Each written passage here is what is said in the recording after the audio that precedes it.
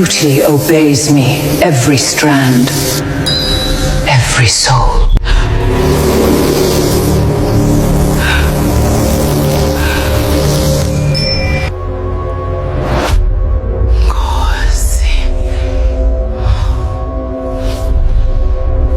Beauty is power, and power is mine. They asked for beauty, and I gave it. 3 months later, the city seemed calm. People whispered about Madame Chiamaka, the mysterious stylist who had vanished after the mirror shattered, but no one truly knew the full story.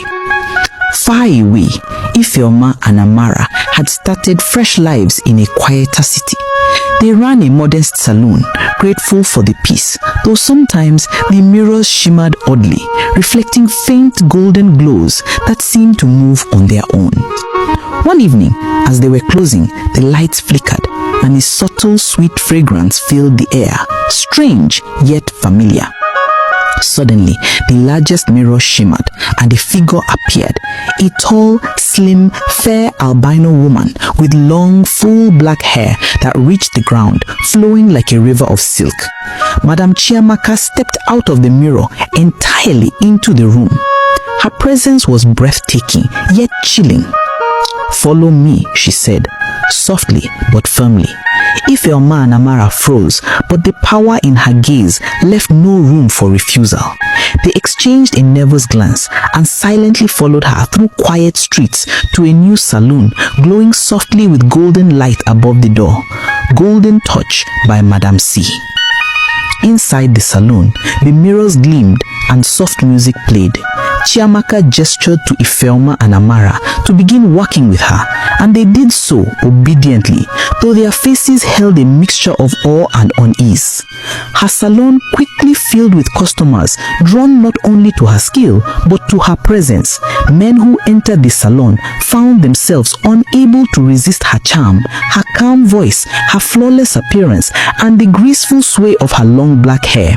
Soon, she noticed a pattern. Those who looked at her left their relationships or marriages, not by force, but by an unspoken pull they felt for her, and came back begging for her attention and guidance. Chiamaka accepted them all quietly, without explanation, and they began living together in her mansion above the salon.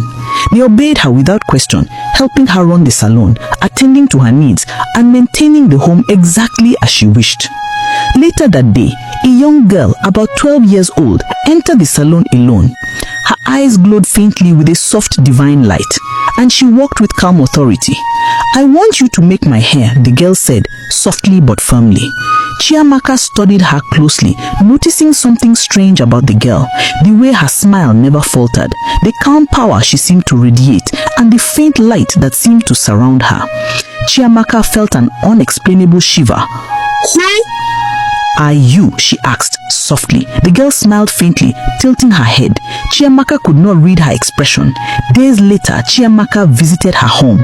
She found her alone in her room reading the Bible quietly. "What are you?" Chiamaka asked. "Why did you visit my saloon?" The girl looked up calmly, smiling softly. "It is not yet time. We shall meet on that fateful day," she replied. Chiamaka left feeling unsettled, her long black hair flowing behind her, thinking about the girl as she returned to her mansion. She wandered through the grand halls of her home, her eyes distant. "Who is she?" she murmured. "How does she hold such power? How could a child carry a force I cannot measure?" She sat in her chair, staring into her reflection, her long black hair cascading to the floor. The memory of the girl's faint smile lingered in her mind, and she could not shake the feeling that something far greater awaited on the day the girl had promised. Meanwhile, her salon thrived with customers, and the men who lived with her continued to obey silently, their fascination complete. Chiamaka walked among them, her long black hair sweeping the floor, and her presence commanding awe. Yet her thoughts ever returning to the girl. Something about that smile, something about her calm strength stirred a feeling Chiamaka had never known. Curiosity, fear, respect, and a strange anticipation, all at once. 3 days later, the salon hummed with life.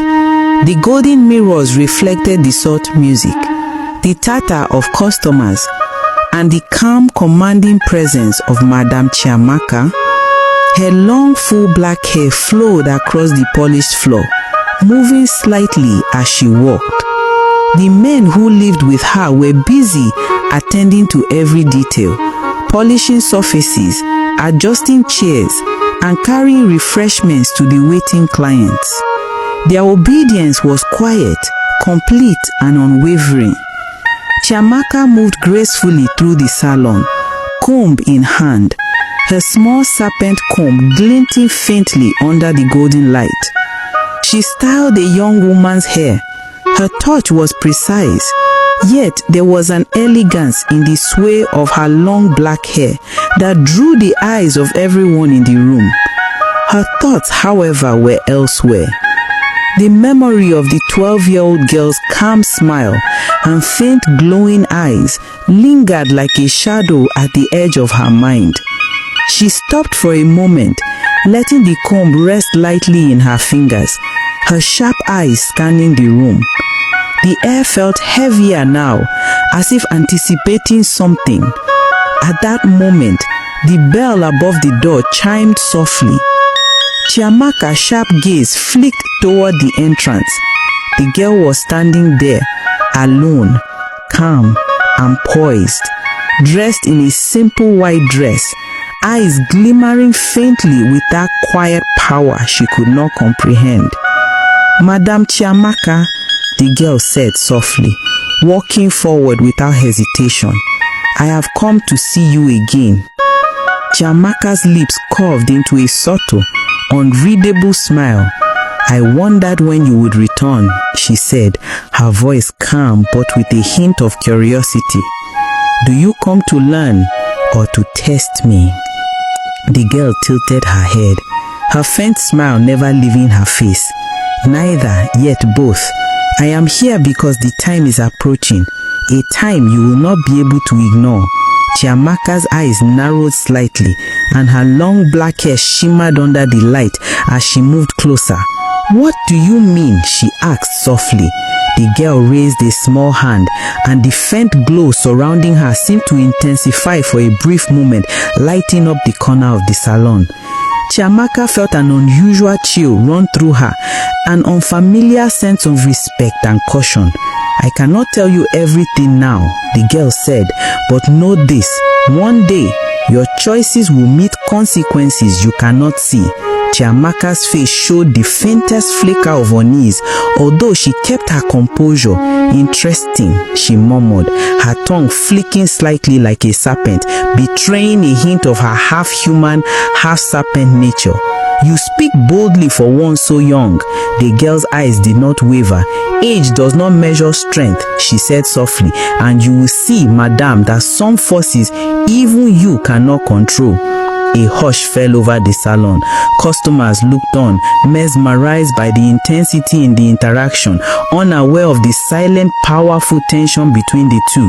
Chiamaka straightened, her long black hair sweeping across the polished floor like a river of silk, a subtle shimmer in its movement as if responding to the girl's presence. "Very well," Chiamaka said finally, her calm voice returning. "You may sit. Let me see what you have." The girl seated herself gracefully in the styling chair. Chiamaka approached, her serpent comb glinting, and began walking slowly on the girl's hair.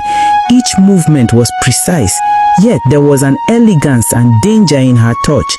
As she walked, the girl remained perfectly still, her faint glow pulsating softly as if she were aware of every strand being combed.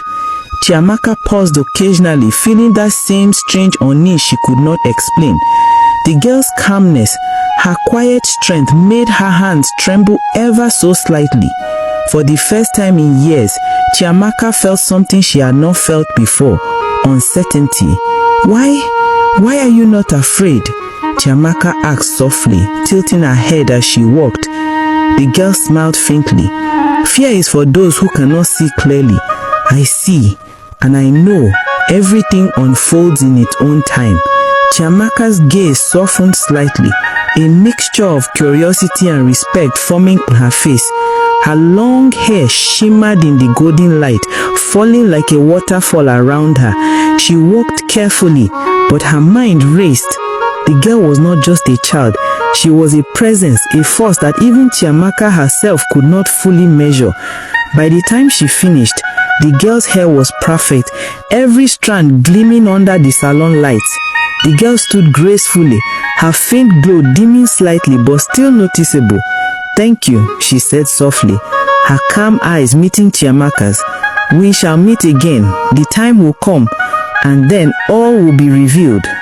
Before Chiamaka could respond, the girl turned and walked out of the salon, her steps quiet but purposeful. Chiamaka remained seated for a long moment, staring into her reflection in the nearest mirror, her long black hair cascading to the floor, thoughts swirling. Who is this girl?" she whispered to herself. "How could a child carry a strength I cannot measure? And why does she unsettle me?" The salon continued its rhythm around her, men polishing, customers chatting, the soft hum of hair dryers, but her mind remained elsewhere, haunted by the girl's calm authority. Soon after, Chiamaka returned to her mansion above the salon. The men who lived there moved silently, anticipating her commands. She walked through the grand halls, her long black hair brushing the floor, eyes distant and thoughtful. She entered her private chamber and sat in her golden chair staring into her reflection. The memory of the girl's faint, confident smile lingered in her mind. "She is coming," Chiamaka murmured softly, more to herself than anyone else. "And when she does, I must be ready." The camera pans out slowly from Chiamaka seated in her chair, her black hair spreading like a river of silk across the polished floor, the golden glow of the mansion reflecting off the walls. The faint echo of soft whisper seems to rise from nowhere, carrying with it an unseen tension, a promise that the next encounter would change everything. Outside, the city slept, calm yet unaware. Inside, Chiamaka's salon and mansion glowed warmly, full of life, obedience and elegance, yet a new force had entered her world, subtle but undeniable. The faint smile of the 12-year-old girl remained in Chiamaka's mind, haunting her thoughts, stirring curiosity, fear, respect, and anticipation. 3 days had passed since the mysterious girl had left Chiamaka's salon.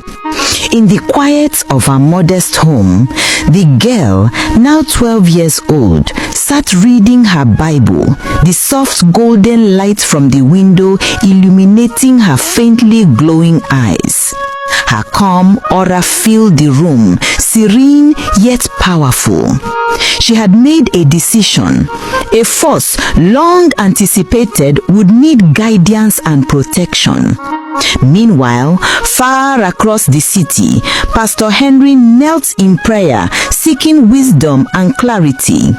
The weight of the past encounters with Madame Chiamaka still lingered in his mind. Mama Ejima sat beside him, lighting candles and murmuring prayers, the flickering flames reflecting the determination and faith in her eyes. Suddenly, a soft knock at the door interrupted the quiet. Before either could react, the young girl stepped inside, her presence commanding attention despite her small frame. Pastor Henry looked up, surprised but composed. "Child, what brings you here?" he asked gently. "I have come," the girl said softly but certain, "because the time is approaching, a time you will need to understand what is at stake. Chiamaka's influence grows stronger, and yet there are forces even she cannot see." Mama Ejima's hands tightened over her Bible, sensing the divine authority radiating from the girl.